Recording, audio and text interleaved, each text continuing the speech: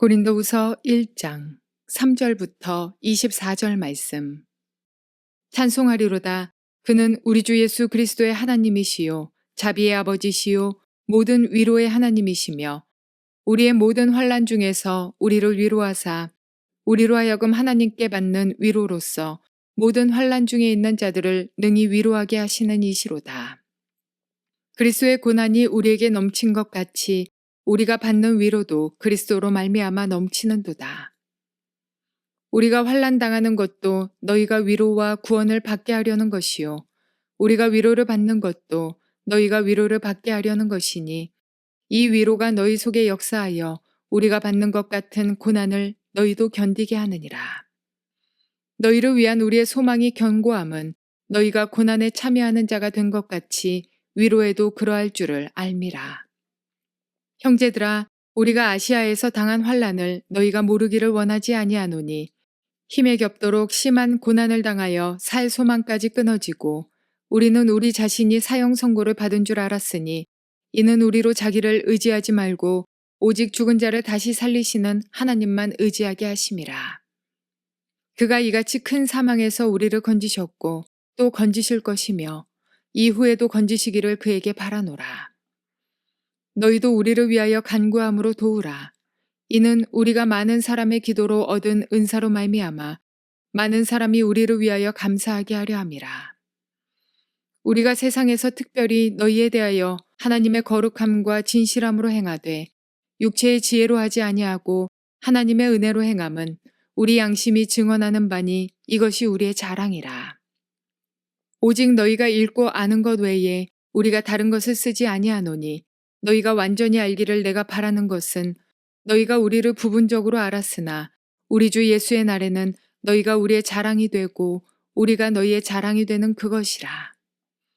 내가 이 확신을 가지고 너희로 2번 은혜를 얻게 하기 위하여 먼저 너희에게 이르렀다가 너희를 지나 마게도냐로 갔다가 다시 마게도냐에서 너희에게 가서 너희의 도움으로 유대로 가기를 계획하였으니 이렇게 계획할 때에 어찌 경솔이하였으리요. 혹 계획하기를 육체를 따라 계획하여 예 하면서 아니라 하는 일이 내게 있겠느냐. 하나님은 미쁘시니라. 우리가 너희에게 한 말은 예하고 아니라 함이 없노라. 우리 곧 나와 실루아노와 디모데로 말미암아 너희 가운데 전파된 하나님의 아들 예수 그리스도는 예하고 아니라 함이 되지 아니하셨으니 그에게는 예만 되었느니라. 하나님의 약속은 얼마든지 그리스도 안에서 예가 되니 그런즉 그로 말미암아 우리가 아멘하여 하나님께 영광을 돌리게 되느니라. 우리를 너희와 함께 그리스도 안에서 굳건하게 하시고 우리에게 기름을 부으신 이는 하나님이시니 그가 또한 우리에게 인치시고 보증으로 우리 마음에 성령을 주셨느니라. 내가 내 목숨을 걸고 하나님을 불러 증언하시게 하노니 내가 다시 고린도에 가지 아니한 것은 너희를 아끼려 함이라. 우리가 너희 믿음을 주관하려는 것이 아니요 오직 너희 기쁨을 돕는 자가 되려 함이니 이는 너희가 믿음에 섰음이라. 좋은 아침입니다. 성령님께서 오늘도 하늘의 위로로 여러분을 충만히 채워주시기를 주의 이름으로 축복합니다. 오늘은 고린도후서 1장 3절부터 마지막 절까지의 말씀을 통해서 주님이 주시는 계시의 음성을 들을 수 있기를 바랍니다. 고린도후서 1장은 작게는 열어달라고 구분하지만 크게는 세달락으로 구분할 수 있다고 말씀드렸고 어제 1절과 2절을 살펴보았습니다. 오늘은 3절부터 마지막 절까지인데 3절부터 마지막 절까지의 말씀을 살펴보면 크게 2단락으로 구분해 볼 수가 있는데 먼저는 3절부터 11절까지 위로의 하나님에 대한 이야기를 하고 있습니다. 왜 이 말씀을 하실까? 왜 위로의 하나님에 대해서? 또 바울이 고난당하는 가운데서도 하나님이 위로해 주셨다 하는 이야기를 왜 할까? 그 다음 12절부터 24절까지에서는 바울이 왜 고린도에 가지 않았는가? 어떤 마음으로 가지 않았는가 하는 내용을 우리에게 이야기해 주고 있습니다. 자, 한번 차례대로 살펴보기를 원합니다. 먼저 첫 번째 부분 위로의 하나님에 대해서 3절부터 7절까지 그리고 8절부터 11절까지 이렇게 나누어 볼 수가 있는데 3절부터 7절까지에서는 하나님은 위로의 하나님이시다 하는 이야기를 언급하고 있고 8절부터 11절까지에서는 이 위로의 하나님을 의지함으로 내가 모든 환난을 이겨내었다 하는 이야기를 들려주고 있습니다. 그러면서 왜 하나님이 그러면 처음부터 고난과 환난과 어려움을 안 주시지? 주시는 이유는 뭔가? 하는 이유도 설명해 주고 있습니다. 우리 가운데 누구든지 환난과 어려움과 고난과 두려움과 하는 일들이 우리 삶의 일상처럼 늘 닥쳐오기 때문입니다. 그런 것이 닥쳐올 때 하나님이 나를 사랑하시면 왜 이런 고난을 주시는가 하는 의문이 떠오르기 때문에 거기에 한 답을 바울은 이 고린도 교회의 문제와 함께 이야기를 해주고 있는 거예요. 자, 한번 살펴봅시다. 왜 위로의 하나님에 대한 이야기를 꺼낼까? 그걸 먼저 생각해 봅시다. 그래야만 오늘 본문이 이해가 되어지니까. 우리는 고린도 전서와 후서를 읽으면서 고린도 교회에 왜 위로의 하나님에 대한 이야기를 하는지에 대해서 한번 살펴볼 필요가 있습니다. 대부분의 이 고린도 전서와 후서를 연구하는 학자들과 또 하나님의 종들이 주는 답은 이렇습니다. 고린도 교회에 문제가 너무 많았습니다. 우리가 고린도 전서에서 본 것처럼 당파 싸움, 그죠? 누구 파다, 아볼로 파다, 게바 파다, 그리스도 파다, 뭐 이러면서 싸움이 벌어졌고, 뿐만 아니라 가늠의 문제, 아버지의 아내를 건드리는 아들 이야기, 그다음에 우상숭배 이야기, 성장직도 할 수 없을 정도로 마음이 갈라진 문제, 여러 가지 문제, 거기다 은사 문제, 누가 더 뛰어난 사람이다, 누가 덜한 사람이다, 이런 문제까지도 겹쳐가지고 도대체 교회 안에 일어날 수 있는 문제는 다 일어난 것처럼 보이겠습니다.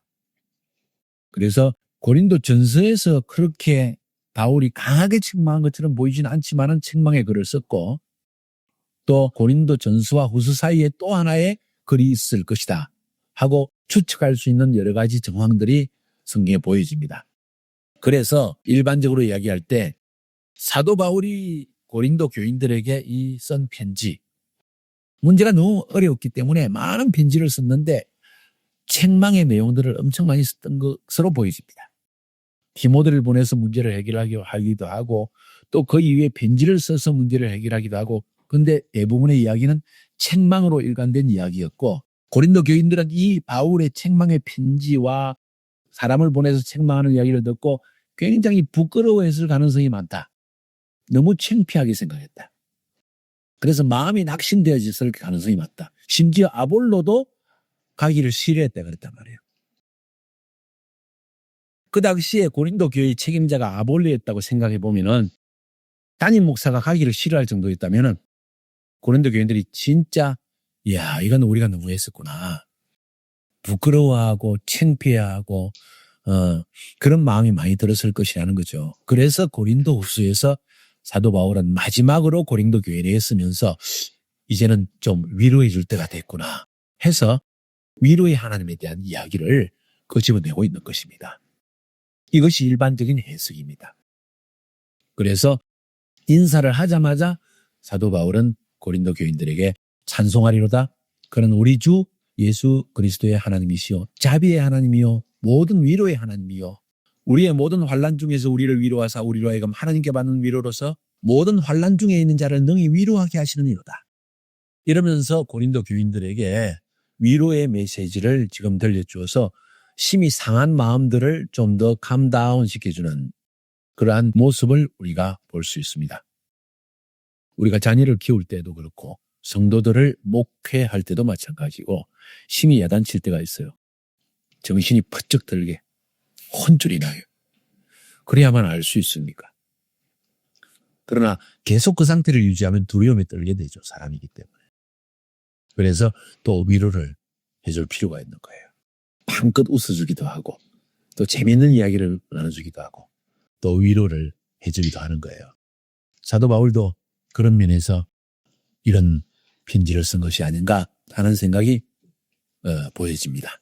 그러면서 오늘 5절, 6절, 7절, 8절, 9절, 10절, 11절 쭉 넘어가면서 위로의 하나님에 대한 이야기를 하면서 이런 답을 바울이 주는 것 같아요.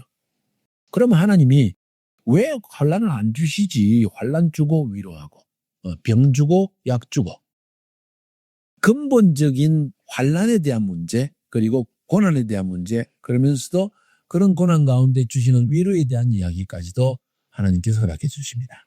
자기의 예를 듭니다. 자기도 아시아에서 큰 환난을 당했다는 겁니다. 8절에. 복음을 전거할 때. 힘이 없도록 심한 고난을 당해서 살 소망까지, 죽고 싶은 마음까지 들었다는 거야. 하나님을 믿는 사람이 어떻게 죽고 싶은 마음이 들까요? 아니요. 사람이기 때문에 죽고 싶은 마음 들 때가 많습니다. 그런데 그때 또 하나님을 바라보기 때문에 위로를 받는 것뿐이에요. 위대한 하나님의 종들은 절대로 어려울 때가 없을 것이다. 천만에 고민이 훨씬 더 많습니다. 고난당할 때가 더 많고 남의 오해를 받을 때가 더 많고 물질적인 연단 때문에 고통을 당할 때가 많고 사단의 공격 때문에 시달려서 죽고 싶을 때도 많아요. 영적인 공격 때문에. 우리가 하나님의 일을 한다는 사실 때문에 영적인 공격을 우리는 많이 당한다는 거예요. 특별히 하나님의 마음의 중심에 있는 그 일을 딱 하려고 하면 사단은 더 공격을 합니다. 그래서 반드시 고난을 당하게 돼 있고 환난을 당하게 돼 있습니다. 그럼 왜 하나님이 처음부터 그런 고난을 안 당하게 그냥 대로를 열어주지 않아야 하실까? 우리를 강하게 하기 위한 거라는 거예요. 우리를 강하게 하기 위한 거. 왜 강하게 하는가? 우리하고 똑같이 고난을 당하는 다른 사람을 위로할 수 있는 능력의 사람이 되게 하기 위해서. 고난을 당하지 않은 사람은 고난을 당하는 사람의 마음을 이해를 할 수 없어요. 배가 고프지 않은 사람은 배고픈 사람의 심정을 절대 이해 못합니다. 그래서 하나님은 우리가 하나님의 사역을 감당하기 전에 세상 사람들이 당하는 고난의 종류는 다 당하도록 하십니다. 그들을 돕는 사람이 되게 하기 위해서. 위로할 수 있는, 마음으로 위로할 수 있는, 같은 마음으로 위로할 수 있는 사람이 되게 하기 위해서. 그 이야기가 지금 흘러나오는 거예요. 환난을 당하는 이유는 너희가 위로와 구원을 받게 하려는 것이고 우리가 위로를 받는 것도 너희가 위로를 받게 하려는 것이니 우리도 환난 중에 위로를 받았다는 거예요. 그 이유는 너희를 위로하게 하기 위해서 하나님이 했다는 거예요. 그래서 이 위로가 너희 속에 역사하여 우리가 받는 것 같은 고난을 너희도 견디게 한다. 너희도 곤란과 환난을 지나가면서 하나님을 더 의지함으로 말미암아 고난을 이길 수 있는 힘을, 내성을 길러낸다. 그런 이야기를 지금 하고 있는 거예요. 또 우리는 그래도 너희를 바라보는 마음이 힘들어하는 너희를 바라보면서도 우리는 우리의 소망이 견고하다. 걱정 안 한다 이 얘기예요. 왜? 너희가 고난에 참여된 것 같이 위로에도 그러할 줄 압니다. 고난을 지나가면 반드시 하나님의 위로를 받게 돼 있기 때문이다. 이런 이야기예요. 나는 그것을 알고 있다는 이야기예요. 사도 바울이. 여기에 위대한 신학이 있습니다. 위대한 계시가 있습니다. 그래서 사도 바울이 우리도 이런 고난을 당했는데 심한 고난 당해서 죽고 싶은 마음도 들었고 사형 선고받은 줄 알았는데 하나님이 왜 그렇게 고난을 주시는가 하는 이유를 알았다. 9절에 이는 우리로 자기를 의지하지 말고 오직 죽은 자를 살리시는 하나님만 의지하게 하십니다. 하나님이 여러분에게 고난을 주고 배고프게 하고 양사방으로 기 다 막혀서 어찌할 줄을 모르게 만드는 이유가 있는지 왜 그런지 아세요? 기도하라는 거야. 하나님만 의지하라는 거야. 사람에게 전화 걸어보고 연주를 통해서 나 자리 좀 봐주세요. 온갖 짓 다 했는데 안 돼. 마지막 순간에 다 안 돼. 왜 그럴까? 하나님 의지하라는 거예요. 하나님께 기도하라는 거야. 너는 지금까지 너를 의지하고 사람을 의지하고 살았다는 거예요. 하나님이 하나님의 사람을 준비시키는 방법은 고난을 통해서입니다. 그 준비의 가장 중요한 것은 하나님을 의지하게 하는 것이에요. 그래서 하나님이 큰 사망에서 우리를 건지셨고 또 건지실 것이고 이후에도 건지시기를 바라지만은 너희도 우리를 위해서 간구함으로 도와라. 우리를 위해서 기도해라. 우리도 계속 환난 당하고 있다. 너희도 그렇게 기도하라는 이야기예요. 쉽게 말하면. 그래서 환난을 주시는 근본 이유, 하나님을 온전히 의지하게 하기 위해서. 환난을 통하여 우리가 내성에 강한 사람 되게 하기 위해서. 또 내가 환난 당하면서 하나님의 고난을 받았기 때문에 위로를 받았기 때문에 다른 사람도 위로할 수 있게 하기 위해서. 하나님은 한 가지 환난을 통해서 우리에게 많은 가르침을 주시는 거예요. 이게 중요한 메시지예요. 오늘 3절부터 11절까지 있는 중요한 메시지. 두 번째로 오늘 본문에 바울이 고린도에 가지 않은 이유를 12절부터 24절까지 13절에 걸쳐서 길게 이야기를 합니다. 먼저는 바울이 마음을 엽니다. 논리적으로 설명만 한 것이 아니라 자기의 마음 중심을 나는 이런 사람이다. 이런 마음으로 행했다. 나는 정말 너희들 앞에 조금도 부끄러움이 없다. 하는 이야기부터 먼저 합니다. 사람과의 관계에서 제일 중요한 게 뭔지 아세요? 일을 정확히 하는 것보다 더 중요한 것은 마음을 서로 이해할 수 있도록 관계를, 분위기를 형성하는 것입니다. 난 이래서 그랬어. 난 저래서 그래서. 사람마다 다 이유는 있어요. 너만 이유 있어? 나도 있어. 나는 이래서 이랬어. 그러고 싸우는 거예요. 그것이 아니라 내 마음의 중심은 이랬어. 하면 이해하면, 그 사람의 마음을 이해하면 그 다음에 모든 것은 이해가 되십니다. 항상 자기가 먼저 마음을 이해하려고 생각을 하세요. 바울이 고린도에 가지 않는 이유를 설명하면서 왜 설명했을까? 고린도 교인들이 오해를 하고 있다는 거예요. 아, 바울이 우리를 미워하는가 봐. 이제는 우리한테 안 온대. 바울 사도 아닌 것 같아. 이제 좀 더 미워지면. 그렇게 흘러가는 게 돼 있어요. 감정이란 것이. 그래서 바울은 먼저 자기의 마음을 열면서 이야기합니다. 우리가 세상에서 특별히 너희에 대해서는 하나님의 거룩함과 진실함으로 행하되 육체의 지혜로 하지 않고 하나님의 은혜로 행했는데 이건 우리 양심이 정언하는 바다. 이게 우리 자랑이다. 너희들 앞에 내가 자랑할 것이 있다면 난 도저히 마음에 부끄러움이 없는 사람이다. 내가 무슨 일을 행했든지 너희를 위해서 행했거든. 특별히 너희를 위해서 하나님 앞에 거룩하게 행했고 진실하게 행했고 하나님의 은혜로 행했다. 절대로 내 육신의 이익을 위해서 내 인간의 생각으로 너희를 미워해서 판단해서 행해서 아니다. 지금 그 이야기하고 있는 거예요. 바울이 변명할 이유 있을까? 없어요. 절대 없어요. 잘못했으면 전부 고린도 교인이 잘못한 거예요. 오해를 했다면 속이 좁은 고린도 교인들이 속을 좁게 한 거예요. 그런데도 바울은 교회 때문에 또 그들의 마음이 너무 상하지 않게 하기 위해서, 목적은 그들이 이해할 수 있게 하기 위해서. 이해가 중요하다. 누가 옳다 그러다가 중요한 게 아니라 이해하는 것이 중요하다. 교회 안에 문제가 생길 때 누가 옳다 누가 그러다 변명이 중요한 게 아니라 오해를 풀어주고 이해할 수 있도록 만들어내는 것이 중요하다. 그래서 바울이 자기의 마음을 열면서 우리 정말 하나님 앞에 부끄럽지 않다. 이게 내 자랑인걸. 내 마음에 거리낌이 없는 걸. 진실되게 거룩하게 은혜로 행했다. 인간의 육신적으로 행한 적이 절대 없다. 너희들이 정말 우리를 좀 더 온전히 알기를 원한다.